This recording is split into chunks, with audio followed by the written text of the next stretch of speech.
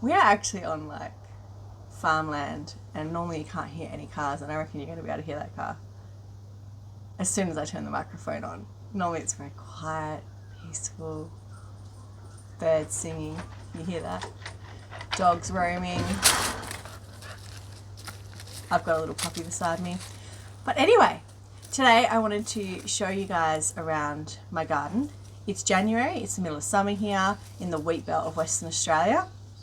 And to be honest, the garden's not its best. It's probably at its least productive at the moment. It shouldn't be. It should be cranking right now.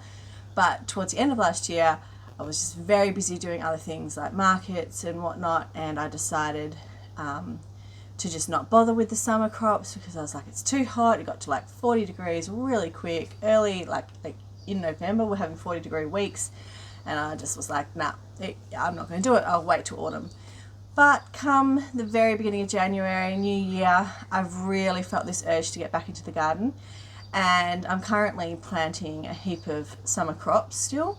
We're not going to get really cold here until April, May, and then even then June, July, August is our winter months. So we've got plenty of time to hopefully get a second crop of corn and tomatoes, what else, cucumbers, all those things. So I'm currently throwing a heap of seed out there and wishing it luck. And I thought it'd be really interesting this year to film the progress of the garden and to see what I can get each month. I'm going to be recording my harvests. I'm going to chat to you guys each month about, what the value of those harvests were if I was to go and purchase it at retail, and really try and make this garden be productive, but also really start to supplement our budget now. With inflation costs and everything going up, I really want to make this my part of contributing to my family, growing beautiful fresh food and cooking from scratch meals, and just making sure they have an abundance of amazing, organic, delicious food. So, without further ado, I'm going to take you and show you around my garden. And while we're doing that, I'll talk through what is growing, what's surviving, what's thriving, what's working for me, what's perennialized. And also, hopefully you'll join me each month on my update. And hopefully you guys see an amazing change and progress in the garden and get some inspiration out of it for yourself. So let's just do a quick overview of the garden. I have about 13 raised beds. One is actually in ground with just a rockery around it. And I've got 4 that are 1.2 by 4 meters long. And then I've got 4 that are 7 meters by 1.2 meters. And then I've got a big in-ground, like 5 meter by 5 meter. And I've got an in-ground rockery. I plan on extending this way quite drastically by autumn. So I'm really excited to show you guys my plans and share that with you along the way. But I'll just show you quickly around so you can get a bit of a bearing of where we are. I'm situated in the middle of farmland and we're on top of a hill, so it's always quite a bit windy here. Today it's actually very mild, so I'm hoping that it is all good as far as filming for you goes today. But yeah, we're smack bang in the middle of big agriculture. Most people crop around us and they plant, the cereal crops, wheat, barley, canola, things like that, and they typically run sheep. We also run sheep here. We have about just over 200 acres that we farm, but today we're here in the veggie patch focusing on that. So this section here that is quite bare and barren is part of the section that we are going to be working on in autumn right through to there. It's all opposite our entertaining area there, and it's going to be hopefully a big orchard, a berry patch, and I will share more about that as it happens. But let's just have a look at the main veggie patch today. So as you can see, I've got the 4 garden beds there, and then as you move, and I've got an in-ground one there as well where the rose bush is, and as you move around this way, I've got some long garden beds, and then right up the top I have an in-ground one. Right up the back there is actually my chicken coop and run. It's overgrown at the moment, to be really honest, and it needs a lot of work. We actually lost our chickens, sadly, to foxes and predators not that long ago. So we have to do some work on making it even more secure before we go and get some more chickens again. I'm actually really missing them, so hopefully that'll be in our near future. So that's a bit of an overview. Let's get in and get a closer look of what's growing. Okay, so let's have a look at what's in this bed. There is some small sugar pumpkins that are growing, and also some self-seeded statice and zinnia. And there's dill flowering. But let's have a closer look. I'll show you. Lots of bees flying around. There is a few small sugar pumpkins growing in here, but to be honest, it all looks a bit sad. This one's probably not too far away from being harvested, actually. And there's another one. Where is it? There it is. Just a little one down in here. There's some pretty status, but this garden's looking a bit sad. I have gone and thrown a heap more flower seeds in there, so hopefully by the next time you visit me, they will be cranking again. Okay, and on to the next bed. This has got some chilies that have perennialized in it. So these have been here for a few years now, and we can always grow lots of chilies. I managed to do a big harvest yesterday, and I also made some more sweet chili sauce. I've also got a self-sown something there that's on the trellis there, plus some self-sown zinnias. I'm really hoping it's a tromboncino. I'm really hoping, but I can't remember. I didn't plant anything there this year, so whatever it is, it's come up from years gone by. I've got some zinnias in this one, and I've also sown some more small sugar pumpkin seeds in there very recently.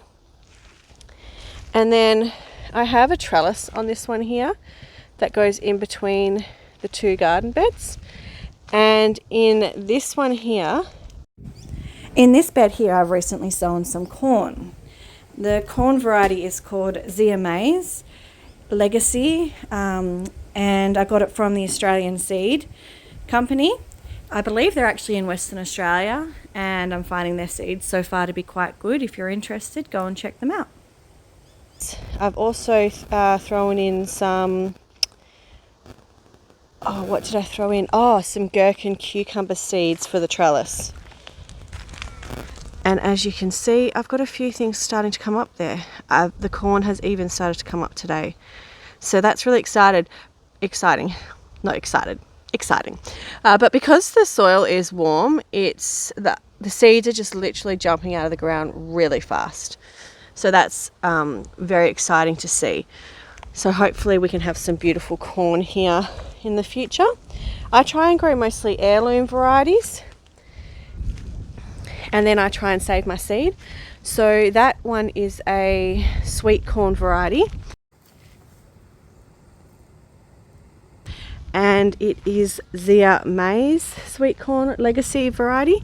So hopefully I'll grow enough that I can actually save my seed, and not have to buy it again, but it gets used to my soils and my climate here. It's pretty different, it's pretty harsh. So the next bed that I'm about to show you is actually like more for the bees and pollinators. So I've got lavender, I've got roses, I've got geraniums. It's really tough and hardy here. It's just an in-ground rock bed. Yes, that's a lavender. It's huge. I've already just recently clipped it back, and so it can all reflower again. But in this bed, probably the most important thing I've got is actually a water source for all my little bees and pollinators. They can come in, have a drink there, and that's really important, especially on another 40-degree day that we're about to have. Okay, in this next bed, I have some billy buttons. They are a beautiful Australian flower, and I grew those from seed, so I'm very proud of myself. Excuse me. I've got some self-sown amaranth there, and in this bed I've actually put in some zucchini seeds. I'm not seeing them pop up yet, which is a bit of a worry. I hope they haven't gone past it, because I'm really hopeful for some zucchini. And I've got some chives at the end.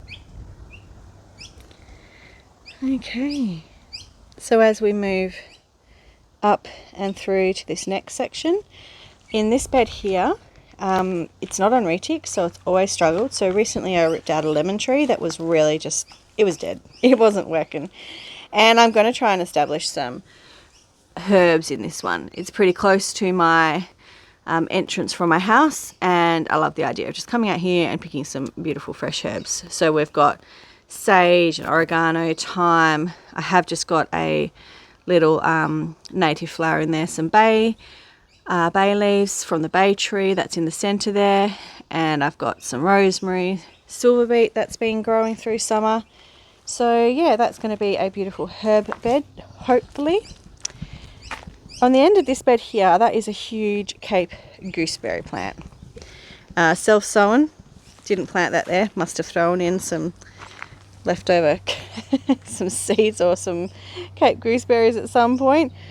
Pretty tough plant, pretty delicious, and I'm happy for them to sow themselves where they like, mostly. In this bed here, I've also gone through and chucked in some watermelon seeds. I've also thrown in my favourite cucumber seeds, and they are starting to come up here.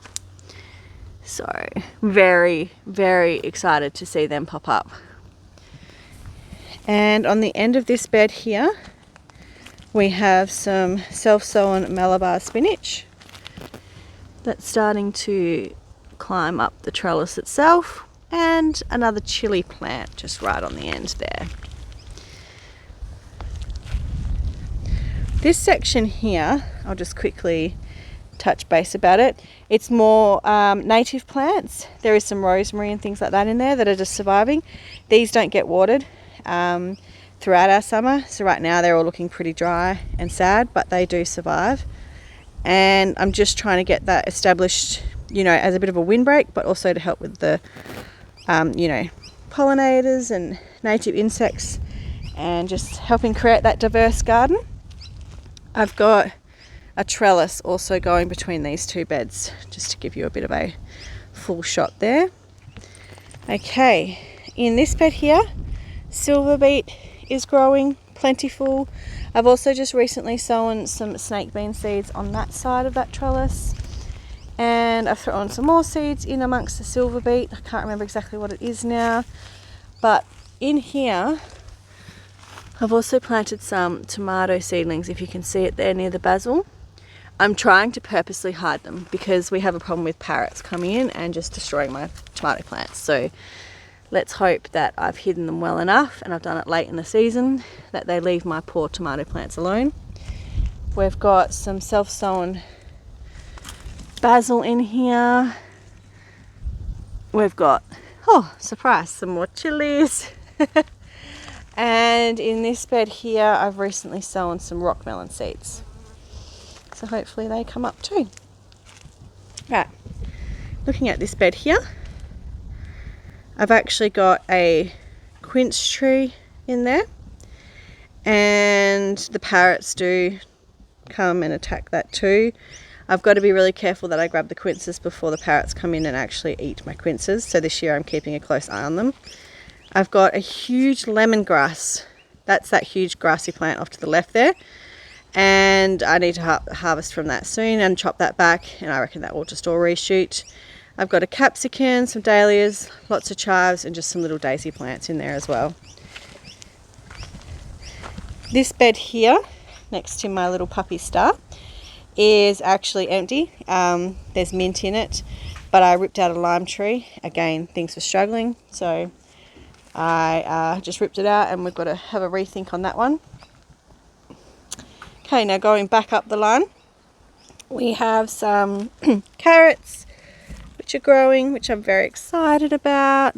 My kids absolutely love coming out and picking carrots. They've already picked a couple from here, but these ones still need a bit more time.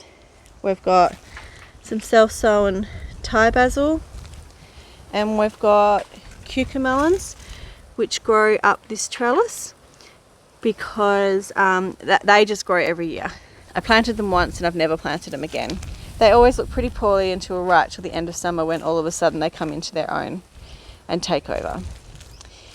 More basil.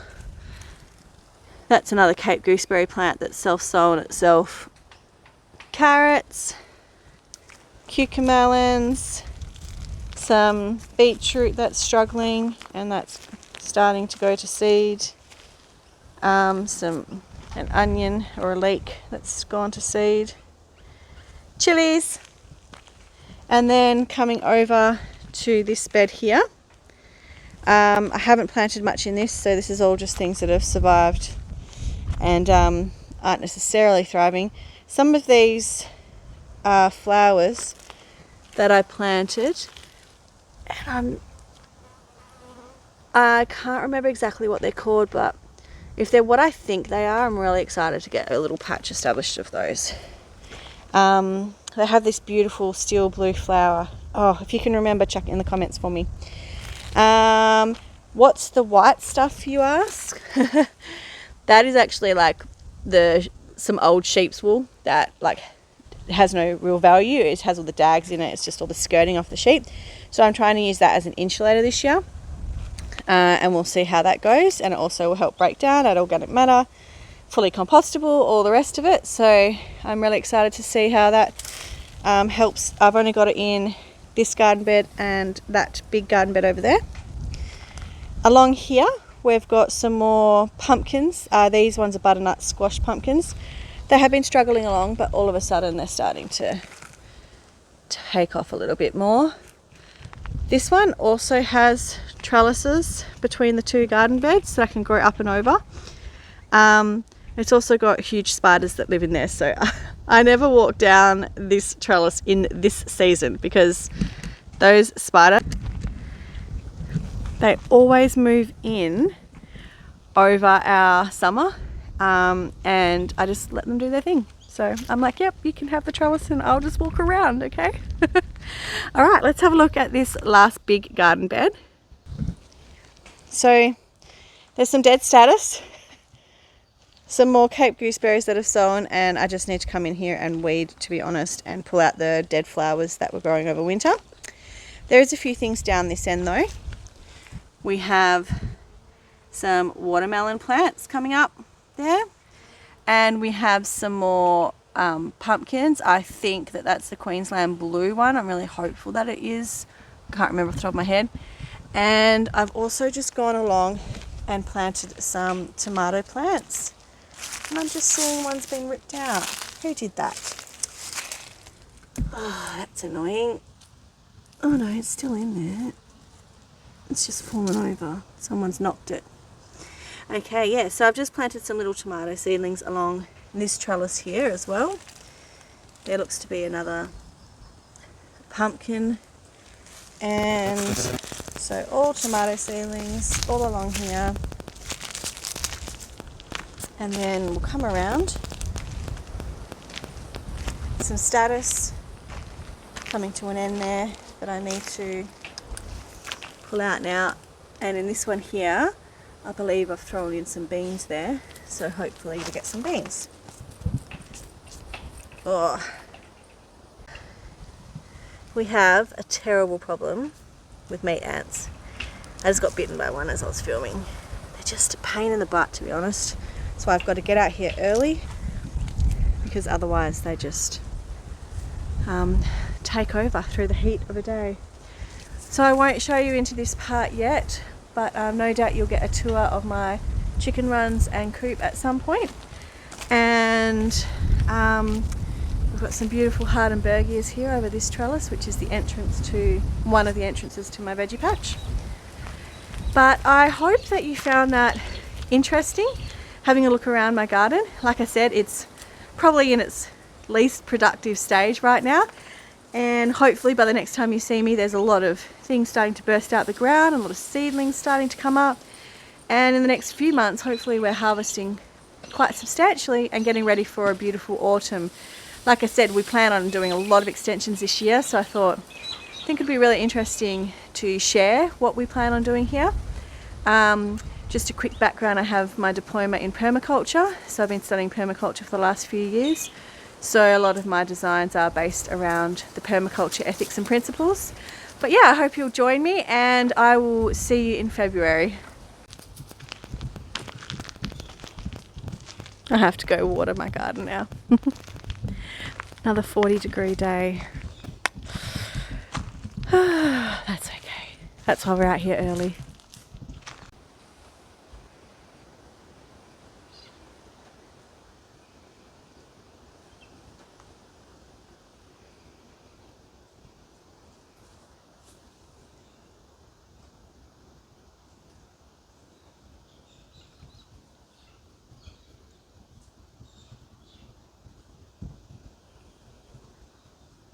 I just found what dug up my tomato plant. Jessie, you did it again. Ugh. Dogs. One word of advice with the sheep's wool. They think they can come in here and dig it all up.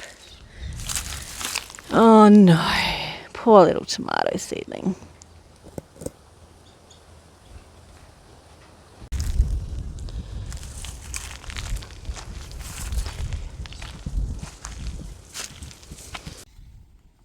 I forgot to show you my capsicums. Looking good.